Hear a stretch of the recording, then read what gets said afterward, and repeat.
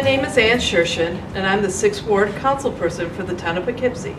I'm here to introduce you to my dear friend and colleague, Jean Murphy. She's our town historian. Jean, I understand this coming Monday is a special day for you. That's correct. Yeah, that's an amazing accomplishment, Jean. Nonagenarian. That's right. So where were you born? I was actually living in Flatbush then, but I lived most of my life in Bay Ridge. Okay. And I understand you went to a very good school when you were there. Packer Collegiate Institute. It was started in 1845 as Brooklyn Female Academy, and it was a very rare. I was probably one of a kind at the time, because Vassar was started in 1862. So Packer has changed like all the schools in Vassar too. It's now completely co-ed, and there's no 2 years of college anymore, although they still call themselves Packer Collegiate Institute. Well, that's wonderful. So you must have received a wonderful education there. It was a wonderful classical education. I had Latin and French and Spanish, and I remember Latin particularly. The Latin teacher would practically cry that we didn't appreciate how beautiful Latin was. Yes, that's a classic education. So how did you end up coming up here to Poughkeepsie? Well, World War II came along, so I had to live. My husband, well, first of all, he went to Harvard to learn to be a radar officer for the Navy. He had graduated from midshipman school. So we lived in an apartment that's now part of MIT, it's one of their dormitories. And they were training at Harvard, they kept it going by training Marines and Navy to be radar experts.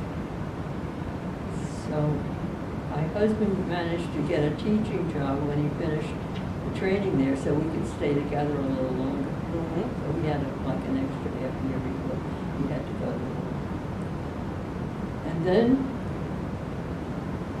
I had to go back to Bay Ridge and live with my parents. And I found out you could live with your parents for 2 months and then you better move. So I go back and forth every 2 months with my family in Bay Ridge or his family in Flatbush. So that's how it was the rest of our time waiting for the war to be over. But during the war, they didn't let you know anything that was going on. They sent it the mail, and you only knew an attack was coming when you didn't get any mail. Oh. So it was very difficult for them to understand how little we understood about what they were doing. But being the radar officer, my husband was a radar officer for a squadron of 4 destroyers at Iwo Jima. And 2 of them, in 1 week, 2 of the destroyers were badly damaged and sent back for repairs. And he was moved to the 3rd because Captain Buchanan, Bob had to go with him. He was the radar officer. And Captain Buchanan made him go up the mast when the kamikazes were coming over to try to fix the radar. Oh. So at the end of the war, he had what you call post-traumatic stress when they didn't recognize him. Yeah. But he served at Okinawa and Iwo Jima, and he was in Japan when they signed when MacArthur, they signed the peace treaty. Yeah. But my husband said if we hadn't dropped the bombs, he wouldn't have come back. And I saw 2 kamikaze Japanese men who had been saved because the war ended. And they were engineers now, and they were glad that we dropped the bomb because they wouldn't have been there either. Yeah. So people that are so sentimental about why we shouldn't do that. Japan destroyed the Arizona which is the size of a city, and Mhm. almost everybody died. Mhm. And they had been killing people in Hawaii on the way over Yeah. to sink the Amazon. So they started the war. It was Mhm. all about the oil under the South China Sea. Mhm. Always that kind of going money. Yeah. So after the war, you ended up in Poughkeepsie? Well, first of all, my husband had a job at Safoni back, Okay. and that was in Green. Okay. And he was in a group of men, and there was one woman, Hazel Bishop. Mhm. And she had loaned her Leica camera to my husband, so we took some good pictures of our little son. Oh. And she had borrowed his microphone to develop the lipstick, because she put dye into the lipstick, not just pigment, Uh-huh. so that it would stay, it wouldn't wear holes. Made a big success out of that. Mhm. But some of the men who backed it were trying to force her out. Okay.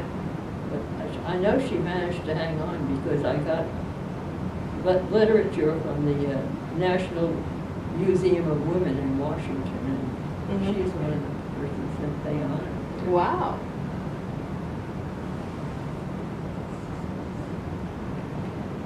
So after that, you went.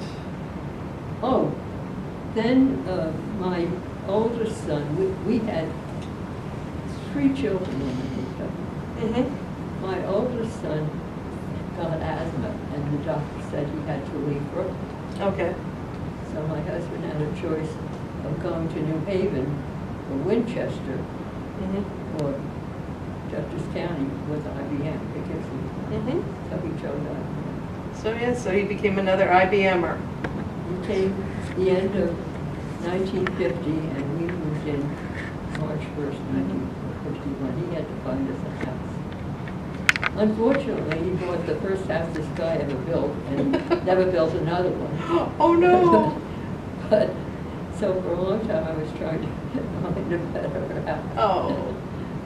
But I finally found a way. Okay, that's good. But anyway, we were happy there, Mhm. except I didn't like the house. Oh. And he never finished the entrance to the front of it until we were selling the Oh, house. no. It was just cement block steps to get it. Well, But anyway, sometimes that does happen too. we raised 5 kids, you know. Mhm. That's amazing. And it's also amazing that you got involved with politics, and you're known as the first elected woman to the Dutchess County Legislature. So how did you become involved with politics? Well, having had an elite education, and, you know, a lot of people wanted to marry a Packer girl, I was Mhm. very popular.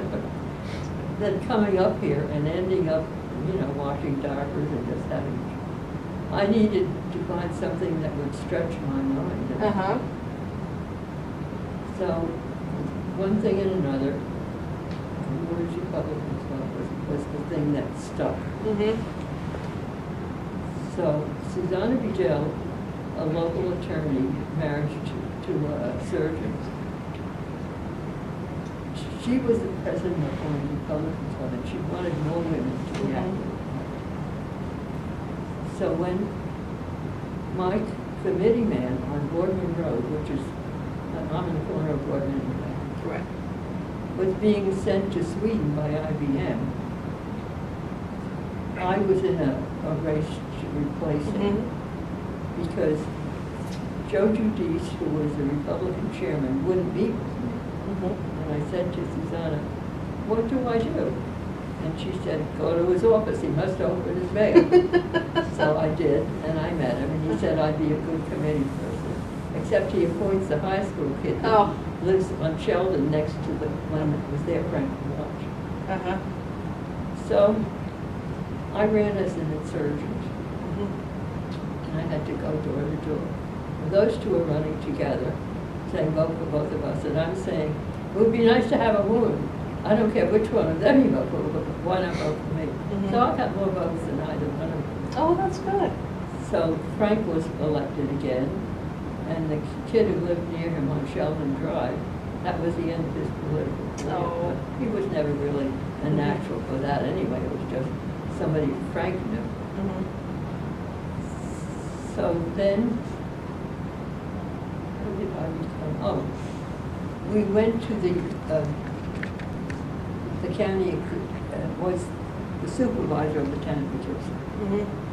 Now, every supervisor in town of Mhm. Poughkeepsie was okay with the city of Poughkeepsie having 7 supervisors and the city of Beacon having 5 supervisors. And Ed is the only one being chairman of, being the, Mhm. what do you say, the head of, I'll be 90 in June.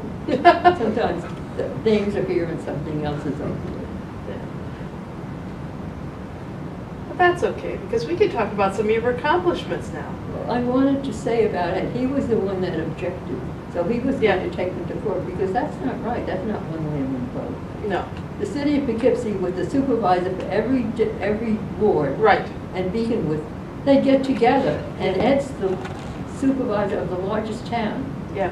and is always outvoted. Mhm. So he was going to take them to court because that's not democracy. Mhm. So then they had a study and they came up with the county executive. Mhm. So how we came to be elected was, we had seven Open seats. You said they were at large. at large. Mhm.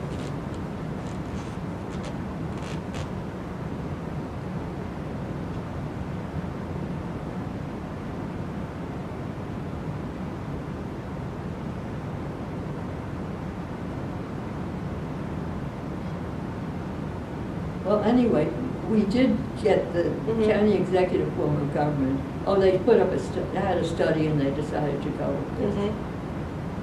So when we were running for the new positions, the Democrats were running 3 or 4 women, Ann Buckholz and Louise Fitzy and a couple of others. Mhm. Republicans were running no women. Mhm. So one of our candidates was the town Republican chairman, Charlie Wise, and he dropped dead of a heart attack. So I was in a 3-way race to replace Charlie. Uh-huh. And Bill Sedor, who was a very good political boss and also on the town board, said they won't vote for a woman, so he was supporting Bill Herman of Herman's Nurseries. And Hans Burkhardt, he was active in politics, was running, and I was the 3rd. Mhm. So on the first ballot, I won by 1 vote. And you know that if I hadn't won on the first ballot, they would have got together. Oh, yes. And there would have been no first woman on the county executive, on the county legislature. But anyway, for 4 years, I was the only woman on the Dutchess County legislature. And the reason it was so large is because they wanted a position for all the supervisors. Mhm. So they made it really larger than it needed to. They made it 37. Mhm. That was So huge. I guess for 4 years, 2 terms probably was 37. Anyway, the next time after the census, within 2 years of the census, you redistrict. Mhm. The next time they took it down to two, they took it down from 37 to 35. And then after I left the legislature, they took it down to 25 to Mhm. 27. But I mean, that's why it was so inordinately large. You're the same height. Absolutely. So all of the people from the town, the 7, when we, at our first meeting, said, we'll get together and we'll all support the same people to be chairman and vice chairman. Mhm. And we'll all get something we want. So you make a list of what you want. And guess what? Each one of the guys got what they wanted, and I end up chairman of anti-poverty. So I had become friendly with one of the legislators, one of the former supervisors who was on the board then, and I went up and Stanley Calder from Millington. And I said, look, Stanley, this is what I asked for, and this is what I get. So he said, well, come on up, we'll talk to the chairman. I'm the chairman of personnel. So we went up and I got on personnel, just looking at him. But anyway, women have to be a little smarter than Yeah. thinking it's a fair shake. You have to figure out how to not be held back by that kind of stuff. Once in a while, they would eat lunch at the Amrita Club to discuss things, but of course I couldn't go there. That was men only. Yeah. So that's how I was treated. They were mostly okay, but sometimes they did that kind of thing. Anybody who reads the newspaper knows women haven't made as much progress as they should have.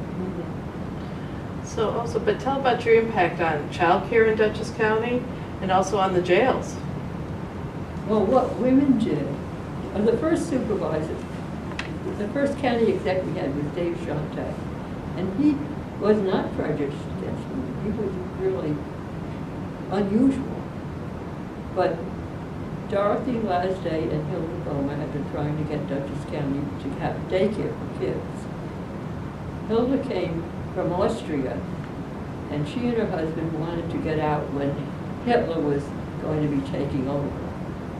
And Austria wasn't letting people go, so they told them they wanted to climb Mount Kilimanjaro, so then they were able to get out. So they go up to the top of Kilimanjaro, and the last place you go up is a steep climb. Hilda didn't go, and her husband comes down, and Hilda said, I didn't come this far not to go, so he had to wait while she went up with the next group. But she came to Dutchess County, and she and Dottie Lasday, who was a woman who way back then, that was, 1968, had graduated with an engineering degree. So she was an unusual woman too. Then we had a meeting at the county executives conference room, and what Dave Shontak said is he was not going to sponsor the Child Development Council, but he would let me do it. So we did it through the legislature. The legislature could create committees, commissions, and boards. Now, the thing with the least power is a committee. And we were making this a council. So that was early in the year, and meeting after meeting after meeting, it didn't get on the agenda. And now we're approaching the last meeting of the year, December. And they said, Bill Welsh, the attorney for the Republicans, they had the big majority. He said I had to amend it on the floor to make it a committee. And there were 6 Democrats on that committee and 31 Republicans. So when we voted, I amended it from the floor. And when we voted on it, Jack Economo, who was the chairman of the 6 Democrats, voted against it, although he had been co-sponsoring it, because he was so angry that it became a committee instead of a commission. But for many years, Dutchess County Child Development was part of the county government. The office was right there, the county office. And that's how daycare got started. So, how did you become town historian then? Well, after 6 terms, I said, I was on for 3 terms and then off. Oh, well, we had the census, so when they have a census, they redraw everybody's district. I first lived in Ward 2, District 2, and it's been 6th Ward ever since the first change from the census. But you said child development. Yeah, and then After I was on for 3 terms and then off. And then I went back to see what would happen, to meet with the chairman who was handling the budget. And he said that they were going to take the Child Development Council out because the Democrats would bargain it back. And I said, you do that? Oh, the Clyde Chase, that's who it was. Yeah. He was kind of a boss like that for IBM. People would hear him on the phone. Well, he did that with the Republicans. So he was going to make the Democrats give up something in order to support the Child Development Council, which was like $2,500 in a big budget. I mean, it was ridiculous, but it was a bargaining chip. So I said to Clyde, you do that, you lose my vote. Well, he did. And then I became a Democrat. Became a Democrat. Because I care about women and people who need representation, and I care about kids, and I like it to be a real democracy, and I like it to be an even playing field. I don't like it when there's special interests here and there that grab everything and put the other people under the bus. So that's why I had a short career to say too. Well, wasn't that short? It was 12? 12, it was over 14 years, it was 12 years. That's quite a lot. Yes. So then, when did you become town historian? Well, when I wasn't in politics, except, you know, with helping other people. The town historian is Mona Bates, and she asked me, did I want to be historian? And I said, no, but I'll help you out. So they made me deputy historian. Oh. And in 1995, Pete Sala, when Mona retired, Pete Sala made me the historian, and I've been historian. Yes, you have. So you have a few things to show us? Yeah, this is some of my campaign photos. Can you? There we go.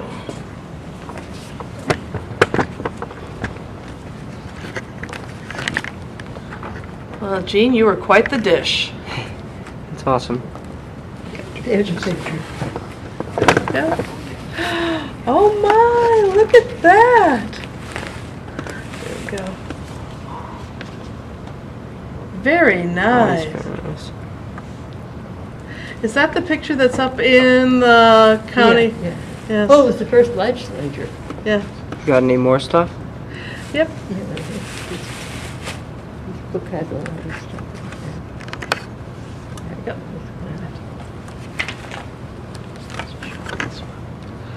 Yeah. Here's one where I was chairing the legislature.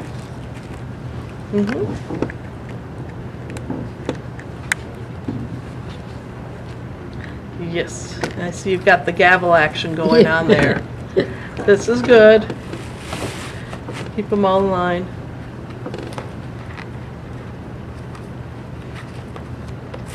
Okay. And Murphy abandons GOP. Oh, legislative power switch. Very good. Okay.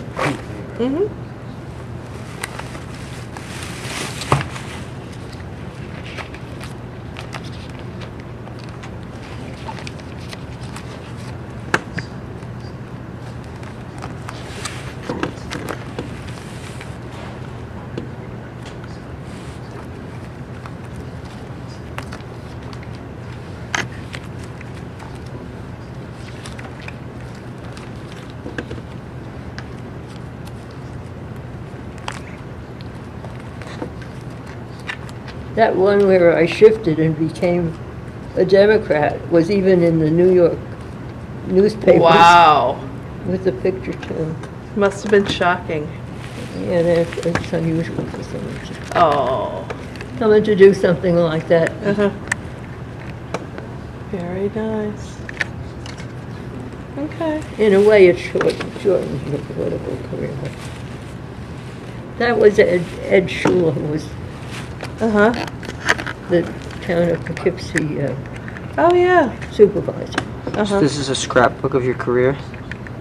Yeah, that was what they did was they got money from the DA marked bills and they paid him for something. So they convicted him. Oh. But in New York State, if you're convicted of a felony, you still get your pension. They all know Really? that their day might come. Like the one in Putnam County, he gets his pension, the one that was taking that money, Vincent Lybell. Is that what happened to him? He gets his His pension. You bet. Okay.